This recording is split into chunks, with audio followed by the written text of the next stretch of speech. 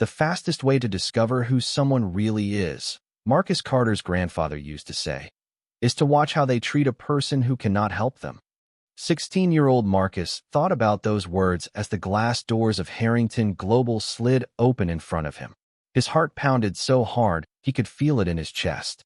This was his first day as a summer intern at one of the largest companies in the country.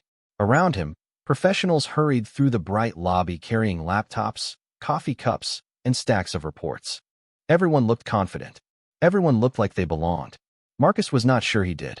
He adjusted the visitor badge hanging around his neck and glanced down at the internship ID card he had worked so hard to earn. His mother had framed the acceptance letter the day it arrived. Nobody in his family had ever worked inside a corporate headquarters before. Today was supposed to be the beginning of something important. The morning orientation passed quickly. Marcus listened carefully, took notes, and asked thoughtful questions. Most of the managers seemed impressed. By lunchtime, he had already learned more than he expected. What fascinated him most was how every department connected to another. Every decision created consequences somewhere else. Every process mattered. While other interns chatted about free snacks and company perks, Marcus found himself studying a workflow chart displayed on a hallway screen. Something about it did not make sense.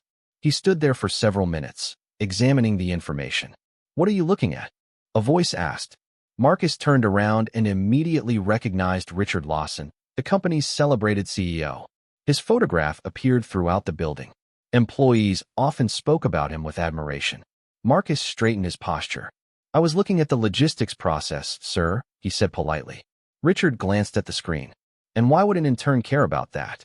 Several employees nearby slowed their pace, sensing an interesting conversation. Marcus hesitated before answering. "I think there might be a bottleneck in one of the distribution steps." For a second, nobody spoke. Then Richard laughed. Not a small laugh. A loud laugh that drew attention from across the hallway. "A bottleneck?" he repeated. "You have been here for 3 hours." More employees turned toward them. A few smiled. Richard shook his head. "Listen, son. You should focus on learning the basics before trying to fix a billion-dollar company." Light laughter spread through the group. Marcus felt heat rise in his face, but he remained calm. "Yes, sir," he replied. Richard pointed toward a stack of supply boxes waiting near a conference room. "Start by helping move those. That is probably more your speed." The laughter grew louder. Richard walked away. The employees followed. Within seconds, Marcus was standing alone in the hallway. He looked down at his internship badge. Then he looked back at the workflow chart. The numbers still bothered him. The process still seemed inefficient. Slowly, a determined smile appeared on his face. If nobody wanted to listen today, that was fine. He would keep learning. Because something told him this story was only beginning. Marcus spent the rest of the afternoon doing exactly what he had been assigned to do. He carried supply boxes, organized storage shelves, delivered documents between departments, and stayed out of everyone's way. At least that was what most people thought. In reality, he watched everything. He watched how information moved through the building. He watched how teams communicated. He watched which departments seemed overwhelmed and which ones seemed unusually quiet. Every observation went into a small notebook he carried in his backpack. By the end of his first week, the notebook already contained pages of notes. Most interns counted down the hours until they could leave. Marcus stayed curious. Every morning, he arrived 15 minutes early. Every evening, he left with new questions. The memory of Richard Lawson's laughter still lingered in his mind, but it did not make him angry. If anything, it motivated him. His grandfather had taught him that criticism could either become a wall or a staircase. Marcus had decided to climb. One morning, while reviewing inventory reports assigned to his department, he noticed the same pattern again. Products were being transferred between 2 distribution centers in a way that created unnecessary delays. The delays looked small individually, but when combined across thousands of shipments, the costs added up quickly. Marcus checked the numbers twice, then 3 times. The pattern remained. He pulled reports from previous months. The trend continued. The more he researched, the more convinced he became that something important was being overlooked. During lunch breaks, he sat in an empty conference room studying spreadsheets instead of scrolling through his phone. Some employees found it unusual. Others found it amusing. A few quietly admired his work ethic. One afternoon, a senior analyst named Jennifer noticed Marcus reviewing logistics data. Most interns spend their breaks watching videos, she said. Marcus smiled. I am trying to understand how everything fits together. Jennifer glanced at the reports. That is a complicated system. I know, Marcus replied. That is what makes it interesting. She studied him for a moment before nodding. Keep asking questions. Most people stop doing that too early. Those words stayed with him. The following week, Marcus built a simple presentation explaining the inefficiency he had discovered. Nothing fancy, just facts, numbers, and possible solutions. He knew nobody had asked for it. He also knew most people might ignore it. But he believed the idea deserved a chance. Late one evening, as employees streamed toward the elevators, Marcus sat alone in the cafeteria, reviewing the final slide. That was when an elderly man carrying a cup of coffee stopped near his table. The man wore a simple jacket and looked more like a retired teacher than someone connected to a major corporation. He noticed the charts spread across the table. Working late? The man asked with a friendly smile. Marcus looked up, trying to solve a problem. The old man glanced at the reports and seemed genuinely interested. And what happens if nobody listens? Marcus smiled and closed the folder. Then I learn enough to make them listen someday.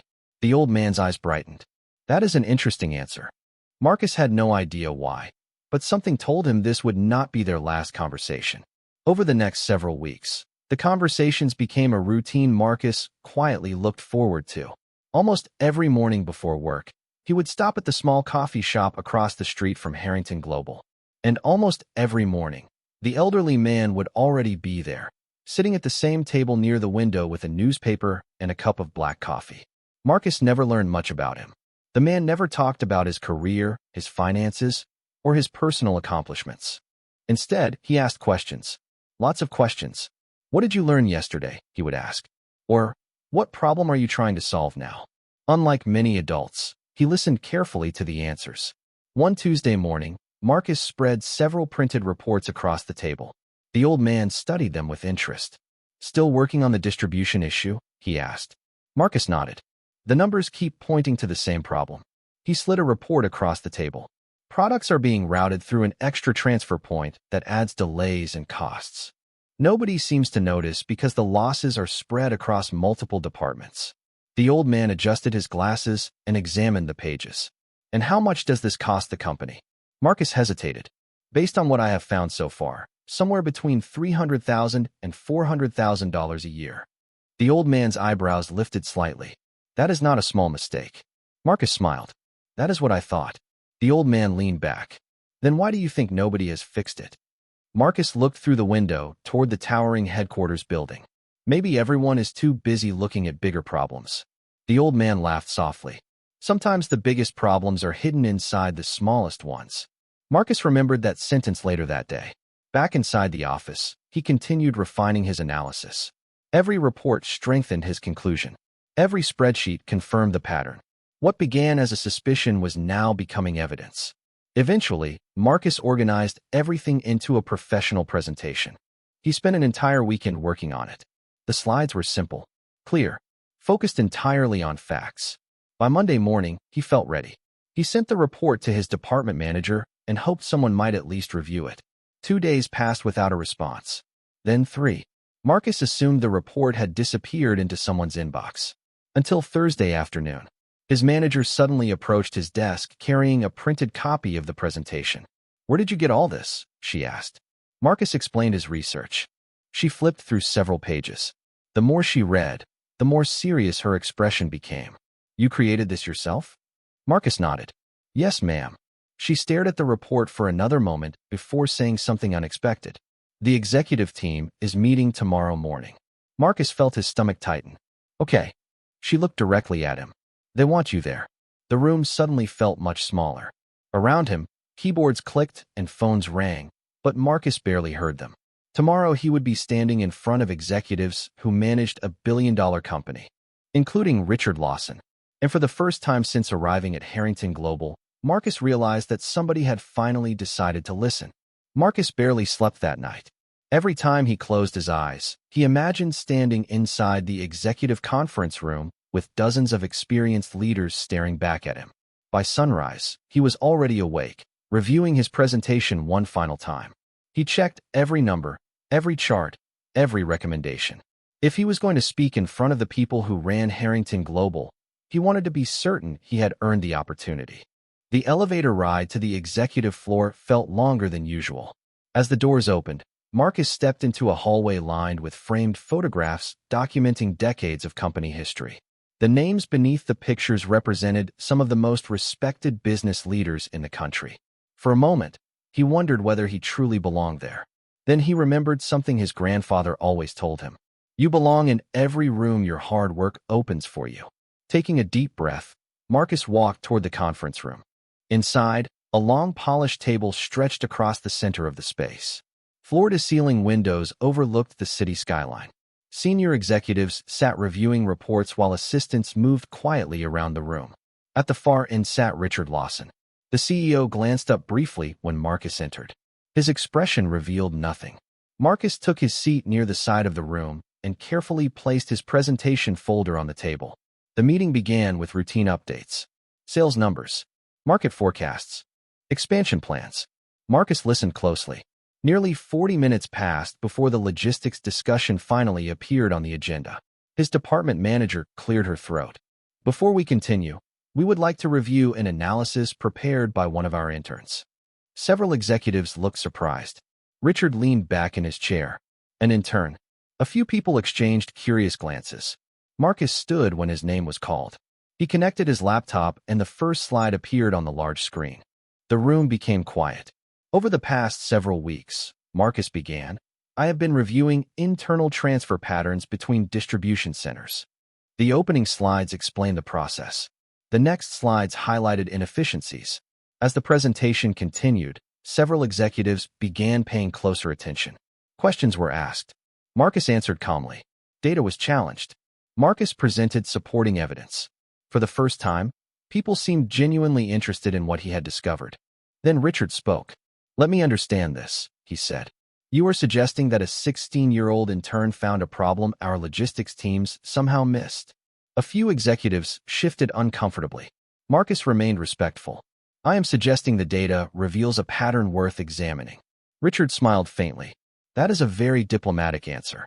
Light laughter moved around the room. Marcus stayed focused.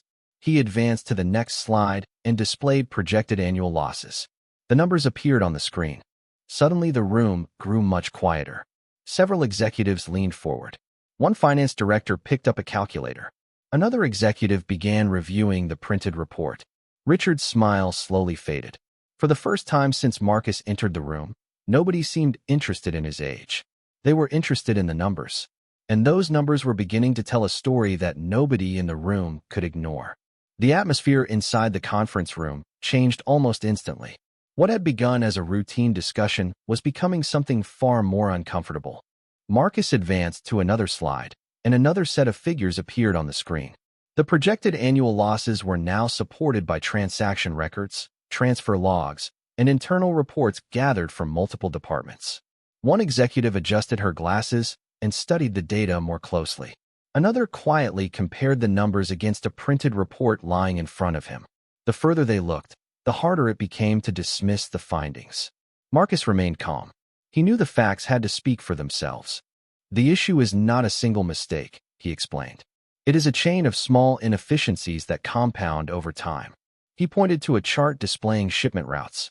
When products move through an unnecessary transfer point, transportation costs increase, delivery times slow down, and labor hours rise. Individually, the impact appears small. Collectively, it becomes significant. Several executives nodded. Richard Lawson folded his arms. His confidence had not disappeared, but it was beginning to show cracks. Interesting theory, he said. But theories are easy. Real solutions are harder. Marcus met his gaze respectfully. I agree, sir. Richard seemed surprised by the response. Then tell us your solution. The room grew quiet again. Marcus clicked to the next slide. A revised routing model appeared on the screen. The proposal simplified several transfer processes and reduced duplicate handling steps. If implemented gradually, Marcus explained, the company could reduce delays while improving efficiency without major disruption to current operations. A vice president sitting near the window leaned forward. How long did it take you to build this model? About 3 weeks, Marcus answered. The executive blinked. 3 weeks. Marcus nodded. Most of that time was spent verifying the numbers. A few people exchanged looks. Richard tapped a pen against the table. "And you are certain your calculations are correct?" "I am confident enough to have them reviewed," Marcus replied. Again, several executives nodded. The answer was measured, professional, and difficult to criticize. Richard's expression hardened slightly. For the first time, Marcus sensed that the CEO was no longer challenging the idea. He was challenging the person presenting it. "Tell me something," Richard said. "What makes you think you understand this business after only a few weeks?" The question hung in the air. Marcus could feel every eye in the room turn toward him. He thought carefully before answering. "I do not think I understand everything," he said. "That is exactly why I keep asking questions." Silence followed. One executive lowered his pen. Another slowly smiled. The response carried no arrogance, only honesty. Richard looked away for a moment. Before he could respond, the conference room door quietly opened. Marcus barely noticed at first. An elderly man carrying a simple coffee cup stepped inside and took a seat near the back of the room. Marcus recognized him immediately. It was the man from the coffee shop, the same man who had listened to his ideas every morning. The old man offered a small smile and nodded toward the presentation screen. Then he settled into his chair and began watching the meeting very carefully. Marcus felt a little more confident after seeing the familiar face in the back of the room. The elderly man had always asked thoughtful questions, and somehow his presence made the situation feel less intimidating. Still, Marcus quickly returned his attention to the presentation. The opportunity in front of him was too important to waste. He advanced to the final section of his report and displayed a side-by-side comparison of current operating costs versus projected savings. The room became noticeably quieter. Numbers had a way of cutting through opinions. One executive reviewed the figures twice before looking up. Another leaned toward a colleague and whispered something while pointing at the screen. Marcus continued explaining the model he had developed. Every recommendation was supported by data. Every assumption had been tested against company records. There was nothing dramatic about the presentation, just facts. Yet those facts were creating a reaction far stronger than Marcus expected. "If these projections are accurate," one finance executive said, "the company could recover a significant amount of lost efficiency within 12 months. Another executive nodded. "Possibly sooner." Richard Lawson sat silently for a moment. The confidence he had displayed earlier was fading. He flipped through the printed report again, searching for weaknesses. "There must be variables you have not considered," he finally said. Marcus nodded immediately. "There probably are." The answer surprised everyone. Richard narrowed his eyes. "Then your model is incomplete." Marcus remained calm. "Every model is incomplete. The goal is to improve it through review and testing." Several executives exchanged approving glances. Richard leaned back in his chair. The discussion was no longer going the way he expected. Earlier, he had assumed the intern would struggle under pressure. Instead, Marcus seemed more comfortable with every question. One operations director raised her hand. "How many people helped you build this report?" Marcus shook his head. "No one helped create it. But several people answered questions when I asked." The director smiled slightly. "That is impressive." The compliment drew more attention than Marcus wanted. He felt uncomfortable being praised in front of senior leadership. Before he could respond, the elderly man in the back of the room finally spoke. His voice was calm, but carried naturally across the conference room. "What impressed me most is not the report." Everyone turned toward him. "It is the fact that he kept working after people told him not to." Marcus recognized the sentence immediately. It sounded exactly like something the man would say during their coffee shop conversations. Several executives looked puzzled. Richard glanced toward the back of the room. For the first time since the meeting began, uncertainty appeared on the CEO's face. The old man took a sip of coffee and continued watching quietly. Marcus noticed something strange. None of the executives seemed surprised by his presence. In fact, several appeared unusually respectful. One executive even straightened in her chair when he spoke. The room's energy shifted. It was subtle, but undeniable. Marcus could not explain it. He only knew that the elderly man was somehow more important than he appeared. Then Richard cleared his throat and looked directly at Marcus. "Before we continue," he said, "there is something everyone here should probably know." The CEO's expression had changed completely, and whatever he was about to say seemed connected to the man sitting quietly at the back of the room. The conference room became so quiet that Marcus could hear the faint hum of the air conditioning system above them. Everyone seemed to sense that something important was about to happen. Richard Lawson slowly stood from his chair and adjusted his jacket. For the first time since Marcus had met him, the CEO appeared unusually careful with his words. He looked toward the elderly man sitting near the back of the room before turning his attention to the executives gathered around the table. "There is a reason we should take this report seriously," Richard said. Several people exchanged curious glances. Marcus remained standing beside the presentation screen, unsure where the conversation was heading. Richard took a breath. The findings deserve attention on their own merit. He paused briefly. "But there is another reason." The room waited. Richard looked toward the elderly man again. "Because the person sitting in the back of this room has been following this discussion from the beginning." Marcus glanced over his shoulder. The old man simply sipped his coffee and remained silent. A few executives straightened in their seats. Others lowered their eyes respectfully. Marcus noticed the reactions immediately. Whatever role this man held inside the company, it was clearly significant. Richard's voice became more formal. "Many people here know him well." The tension in the room continued to grow. "Some of you have worked with him for decades." Marcus felt a strange sensation in his stomach. The old man did not look like someone who commanded attention. He looked like the kind grandfather who sat in a neighborhood coffee shop and asked thoughtful questions. Yet every executive in the room seemed focused entirely on him. Finally, Richard stepped aside slightly and gestured toward the back of the room. "Mr. Harrington," he said, "would you like to say something?" Marcus froze. The name sounded familiar. Very familiar. The old man slowly stood. Several executives immediately rose to their feet. Others followed without hesitation. Within seconds, nearly every person in the room was standing. Marcus stared in disbelief. He looked from face to face, trying to understand what was happening. The elderly man smiled gently. "Please sit down," he said. His voice was calm and warm. Everyone obeyed almost immediately. Marcus remained standing beside the screen, completely confused. The old man turned toward him. "Marcus," he said, "I am glad you accepted the internship." Marcus blinked. "Sir." The old man chuckled softly. "I have enjoyed our conversations." Richard lowered his eyes. Several executives watched silently. Then the old man took a few steps forward. "There is probably something I should have explained earlier." Marcus felt his pulse quicken. The room seemed impossibly still. The old man placed his coffee cup on the table and looked around the conference room before returning his attention to Marcus. "My full name is William Harrington." The name landed like a thunderclap. Marcus immediately recognized it. Every employee at the company knew that name. It appeared on the building. It appeared in company history books. It appeared in annual reports. William Harrington was not a manager. He was not an advisor. He was not a retired employee. He was the founder, the owner, the man whose vision had built the entire company. And suddenly Marcus understood why every executive in the room had stood the moment he entered. Marcus could hardly process what he had just heard.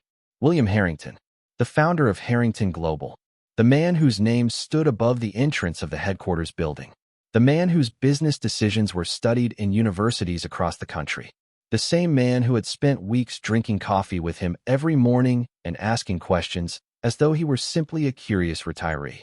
Marcus felt as if the room had tilted beneath his feet. William smiled warmly, sensing the teenager's confusion. "I probably should have introduced myself properly," he said. Soft laughter moved through the room, breaking some of the tension. But the executives were not laughing because the situation was amusing. They were laughing because they were stunned. William turned toward the presentation screen.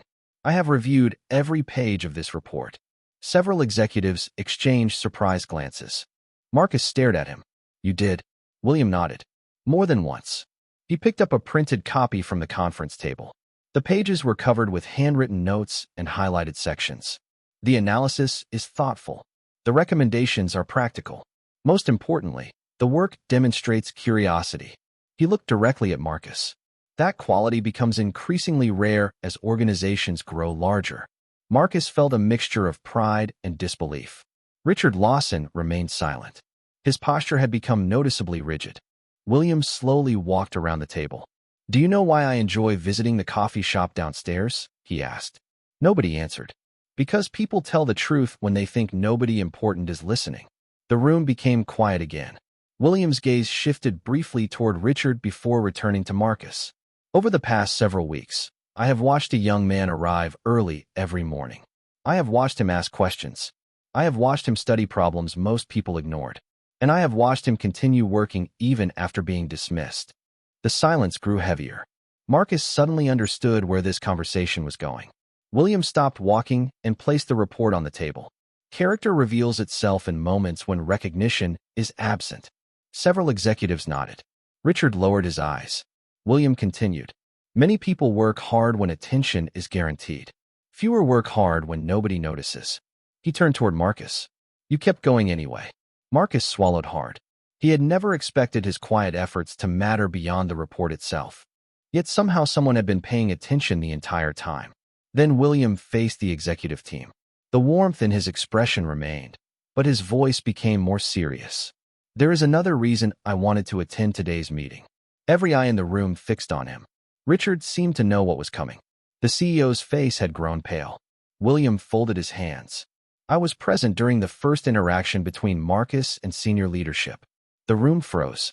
Marcus immediately remembered the hallway, the workflow chart, the laughter, the public dismissal. William nodded slowly. Yes, he said, as though reading the room's thoughts. I heard that conversation too. Not a single person spoke. Richard stared at the conference table. And for the first time since the meeting began, the attention shifted away from Marcus's report and towards something far more important. The silence inside the conference room felt heavier than any presentation, report, or financial discussion that had taken place that morning. Nobody seemed willing to move. Nobody seemed willing to interrupt what was unfolding.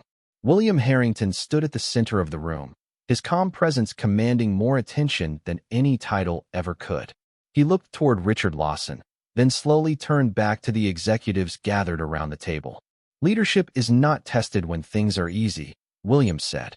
Leadership is tested when someone with less power offers an idea, asks a question, or makes a mistake. The room remained still. William folded his hands. Anyone can encourage people who already have influence. Character is revealed by how we treat people who have none. Richard stared at the table in front of him. The confidence that once defined him had disappeared entirely. William continued. On Marcus's first day, he identified a concern. He was curious. He was observant. Most importantly, he cared enough to speak up. He paused briefly. The response he received was not the response I expect from leaders inside this company. The words were not spoken with anger.